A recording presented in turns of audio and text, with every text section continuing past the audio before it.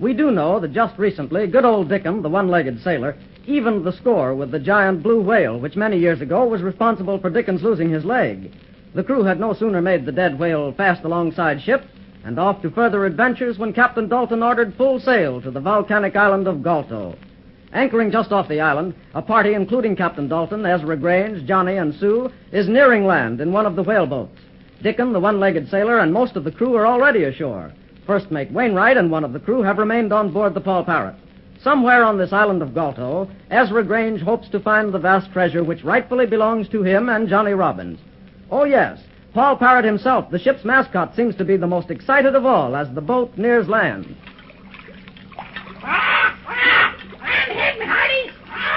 Land it is, Polly. Galto Island and perhaps the lost treasure. Make her fast, me hearty.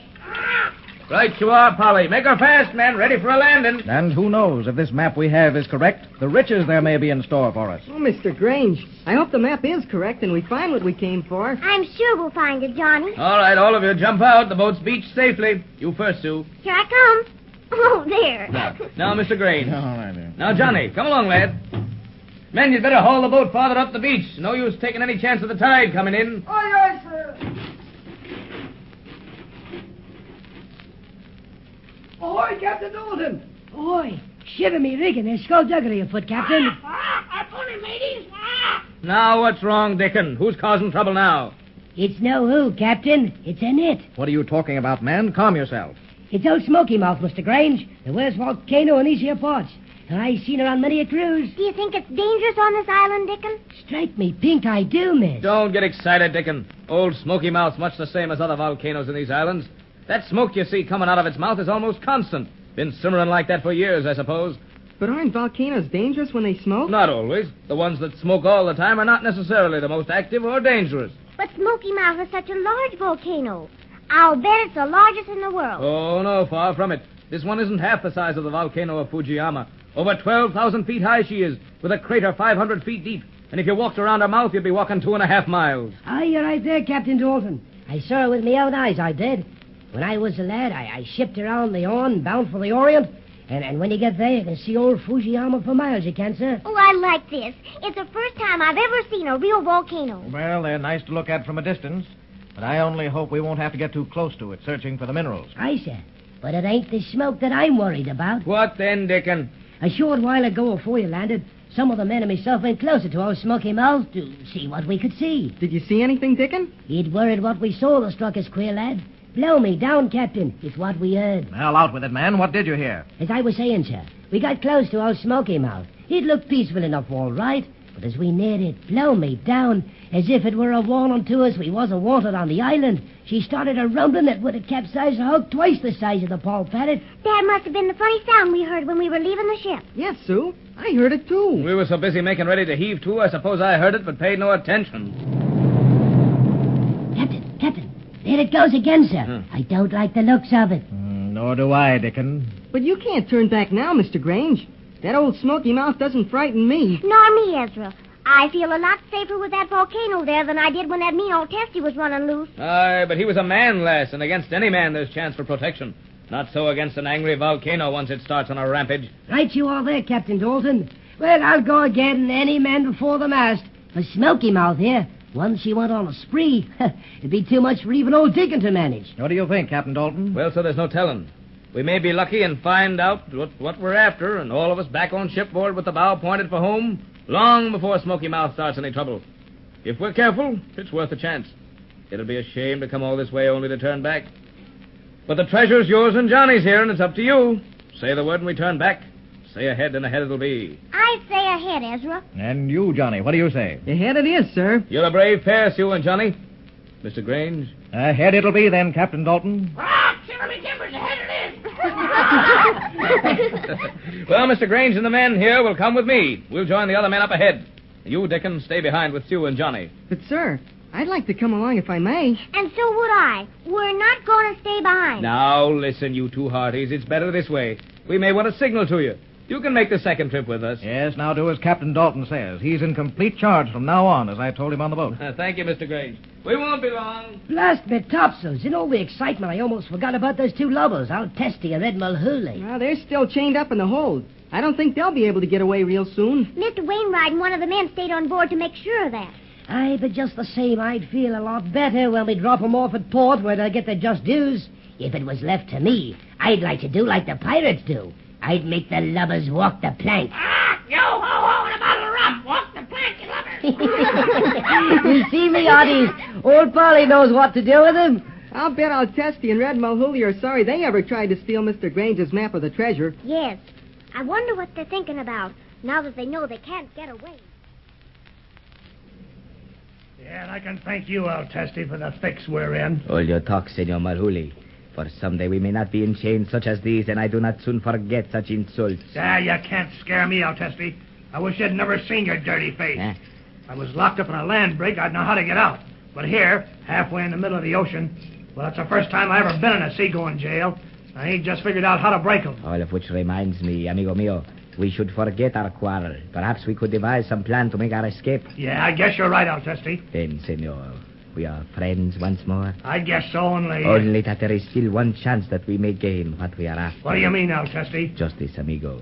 This morning, when the stupid sailor they call Dickon brought us our food, he began his boasting again. Yeah, blast his ornery hide. If I could get my hands on that salt, One moment, my friend. You may yet have the opportunity. What do you mean? Just this. From what he said this morning, I would say that we are anchored just off the island which holds the treasure according to the map I tried to get from Senor Grange. So that means that the ship will be here for some time. Dickon made the mistake of telling me that it would be useless to try to escape, for they have left first mate Wainwright and one man to guard us, while the others went ashore. And that means if we can get away from these chains we're in, we'd have a good chance to overpower Wainwright and the other sailor on deck and make our getaway. But what, senor? Where'd we go if we did get away? To the island, of course, stupid one.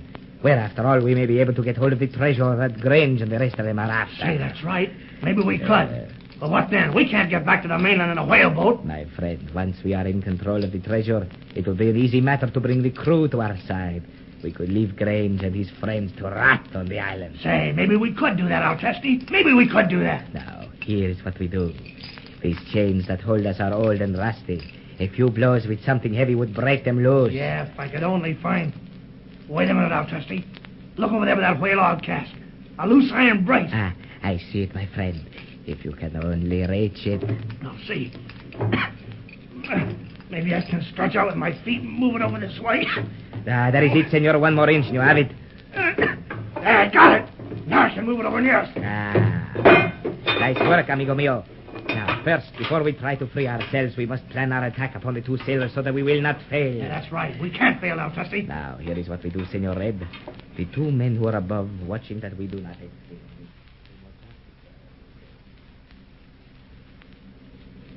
Jameson!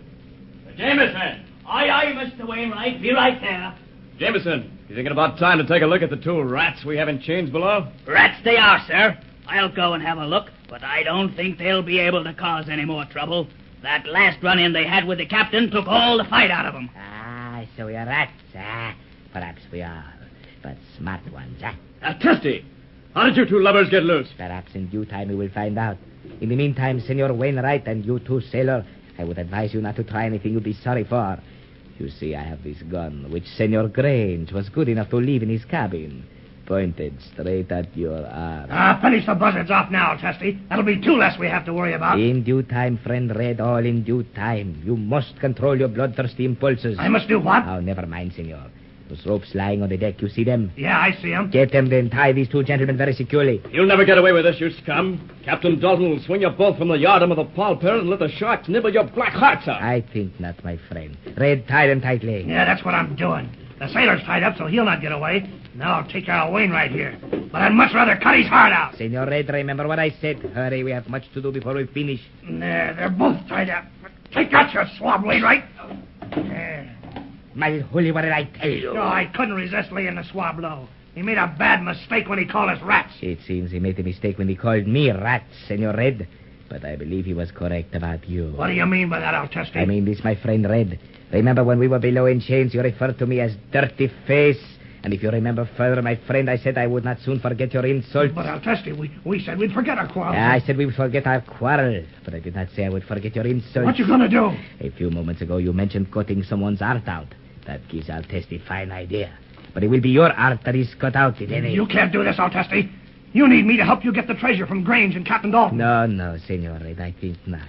Your clumsiness would be put in the way. You have blundered enough already. I do not intend taking any more chances with your arm. Keep away from me, Altesti. With that gun, keep away, I say. The gun I do not intend to use on you, Senor, but this knife. Ah, that is different. So, dirty face, eh? Just keep your distance, you swab. I should have known you'd try something like this. Get back now, or I'll throw this belaying pin. Will you ask for it? Ah, you missed me, Senor. Now it is my turn to throw, and I will not miss.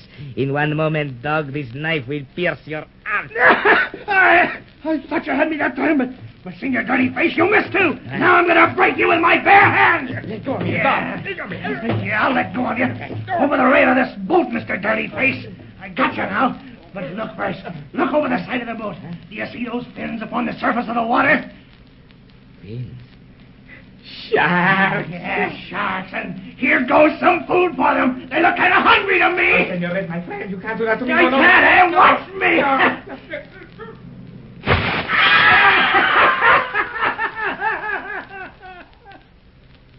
So, that's the end of the troublemaker Altesti. But what about Red Mulhooley? What will his next step be? And that volcano, Smoky Mouth. Will Ezra Grange, Captain Dalton, Sue, and Johnny find the mineral treasure before Smoky Mouth erupts? Or before they have more trouble with Red Mulhooley? We hope so. But we'll have to follow the transcribed adventures of the crews of the Paul Parrot very closely to find out all these things.